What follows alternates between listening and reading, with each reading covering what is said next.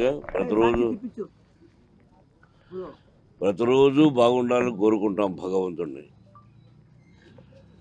అలాగే ప్రతి సంవత్సరం కొత్త సంవత్సరం బాగుండాలి, అలాగే సంక్రాంతి బాగుండాలి.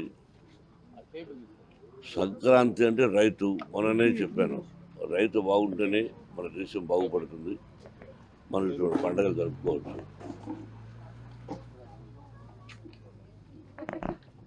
సినిమా వ్యక్తులకు వాడు తీసిన సినిమా హిట్ అయినప్పుడే నిజమైన పండగ.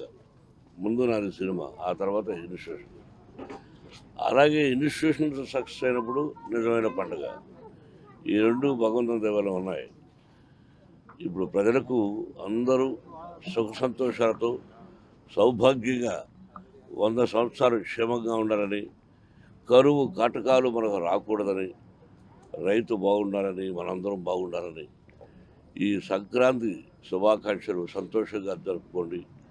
అందులో మన సైడు ఈ పరకర పోటీలు ఉంటాయి, ఆవులకు కట్టి వదలడం. దానిలో మాత్రం కొంచెం జాగ్రత్తగా ఉండమని నా సలహా. అంతే. అందరికీ నమస్కారం.